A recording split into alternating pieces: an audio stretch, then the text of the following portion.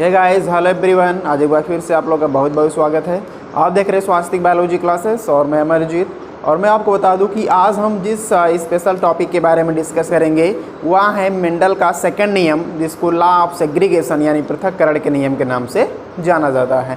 So guys, बहुत important topic है आज का, तो बन रही वीडियो के लास्ट तक, क्योंकि बहुत ही छोटे से वीडियो में बहुत विस्तृत रूप से आप मेंडल के सेकंड नियम यानी लॉ ऑफ सेग्रीगेशन के बारे में जानने वाले हैं।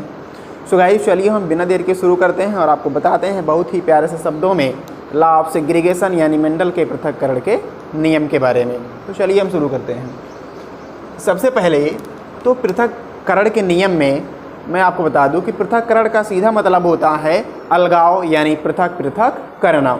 जैसा कि नेक्स्ट नियम में मैंने आपको बताया था, जो पहला नियम को हमने पढ़ा था प्रभाविता का नियम यानी लॉ ऑफ डोमिनेंस, उसमें मैंने आपको बताया था कि लॉ ऑफ डोमिनेंस में मेंडल ने क्या किया था, एक लंबे तने वाले पौधे को और एक बौने तने वाले पौधे के मध्य संकरण करवाया था। तो जो F1 पीढ़ी की संतानें बनी थी उसमें जो है सारे पौधे लंबे हुए थे, क्योंकि जो लंबा होता है वह प्रभावी कैरेक्टर्स होता है, डोमिनेंस कैरेक्टर होता है, जिसके कारण सारे पौधे लंबे होते हैं। परंतु मैंने आपको बताया था कि लंबे लक्षण के साथ साथ जो बौना कैरेक्टर्स है वह भी पौधों के अंदर मौजूद होता है, जो कि F2 पीढ़ी में जा कर के प्रदर्शित होता है। सो गाइज, कहने का मतलब कि जो F1 पीढ़ी की संतानें बनती हैं उसमें हेटेरोजाइगस टाइप के गैमेट्स होते हैं, यानी एक कैपिटल टी का होता है और एक स्मॉल टी का होता है। तो दोनों जीन क्या होते हैं, एक दूसरे से भिन्न होते हैं, इसलिए वहाँ पे जो है होमोजाइगस टाइप का युग्मक बनता है।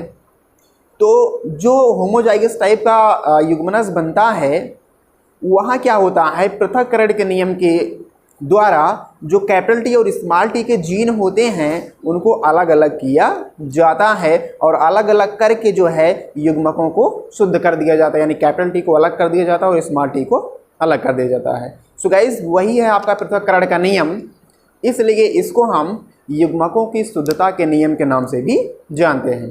Clear guys? तो पृथक्करण का नियम यानी लॉ ऑफ सेग्रीगेशन को हम युग्मक शुद्धता का नियम भी कहते हैं। क्यों कहते हैं अभी आप आगे जानेंगे।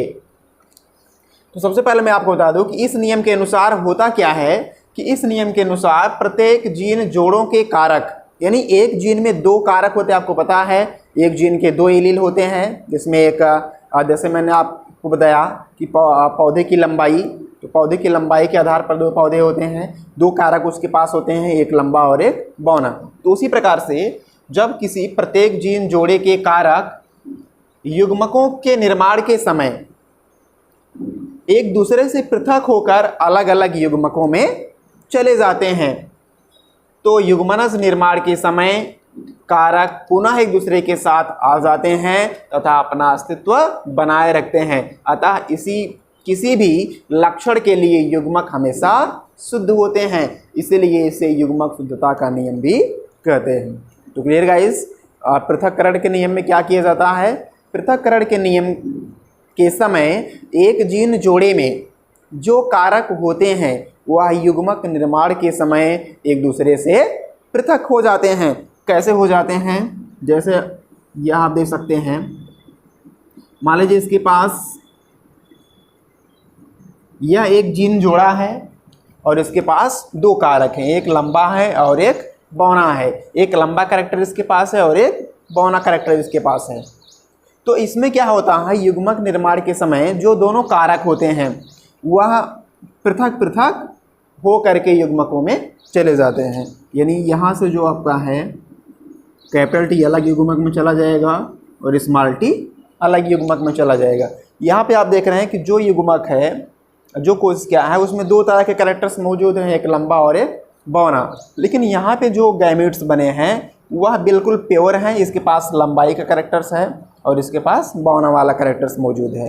तो यहाँ पे जो गैमेट्स आपको दिख रहे हैं बिल्कुल शुद्ध हैं, और यही होता है सेम पृथक्करण के नियम में, जिसके कारण इसको हम युग्मक शुद्धता का नियम भी कहते हैं। सो गाइस, क्या होता है पृथक्करण के नियम में, पृथक्करण के नियम में किसी भी जीन जोड़े के जो कारक होते हैं वह युग्मक निर्माण के समय एक दूसरे से पृथक हो जाते हैं, और जब युग्मनस बनने लगता है यानी निषेचन के बाद जब जाइगोट बनता है तो दोनों युग्मक जो हैं फिर एक दूसरे के साथ आ जाते हैं और अपना अस्तित्व बनाए रखते हैं। तो इसी को हम क्या कहते हैं, पृथक्करण का नियम। और इसमें क्या होता है, किसी भी लक्षण के लिए युग्मक हमेशा शुद्ध होते हैं, जिसके कारण इसको हम युग्मक शुद्धता का नियम भी कहते हैं। सो गाइस, यहाँ से आप देख सकते हैं कि यह एक सेल है जिसके पास टी जीन और कैपिटल टी जीन और स्मॉल टी जीन दोनों मौजूद हैं।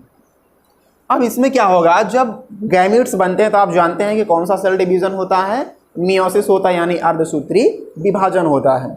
यानी यह अभी डिप्लॉयड कंडीशन में है, इसके पास दो जीन मौजूद हैं, कैपिटल टी और स्मॉल टी। तो यह सेल किस कंडीशन में है, 2n कंडीशन में है, यानी डिप्लॉयड स्टेज में है। अब इसमें क्या होता है, जब गैमेट्स बनने लगते हैं तो गैमेट्स बनने के दौरान मियोसिस सेल डिवीज़न होता है। मियोसिस सेल डिवीज़न होने के बाद जो सेल होती है वह दो सेल में डिवाइड्स हो जाती है और प्रत्येक सेल में जो गुणसूत्र होते हैं उनकी संख्या आधी आधी हो जाती है। सो गाइस, यहाँ भी कहा होगा डबल जीन इसके पास मौजूद हैं, कैपिटल टी स्मॉल टी, यानी डिप्लॉयड कंडीशन में है। अब इसमें क्या होगा, मियोसिस अर्धसूत्री विभाजन। मियोसिस होने के बाद क्या होगा, जो कैपिटल टी है वह एक कोशिका में चला जाएगा और जो स्मॉल टी है वह दूसरी कोशिका में चला जाएगा। यानी एक कोशिका से कितने युग्मक बन गए, दो युग्मक बन गए, और युग्मक बिल्कुल क्या हैं, शुद्ध हैं। इसके पास केवल कैपिटल टी जीन है, इसके पास केवल स्मॉल टी जीन है, जबकि इसकी कोशिका में कितने थे, कैपिटल टी स्मॉल टी दोनों साथ साथ थे। यह मिक्सिंग कंडीशन में था, लेकिन यह प्योर कंडीशन में है। तो मिक्सिंग से प्योर कंडीशन में हुआ कब, जब इसमें मियोसिस सेल डिवीजन हुआ, युग्मक निर्माण हुआ। तो युग्मक निर्माण के समय जो जीन थे वह अलग अलग युग्मकों में चले गए, या भी जो भी इसके पास कैरेक्टर्स थे वो अलग अलग युग्मकों में चले गए, क्योंकि इसके पास दोनों कैरेक्टर मौजूद थे। लेकिन इन सेल के पास केवल लंबाई का कैरेक्टर, इसके पास लंबा कैरेक्टर है, इसके पास बौने का कैरेक्टर्स है।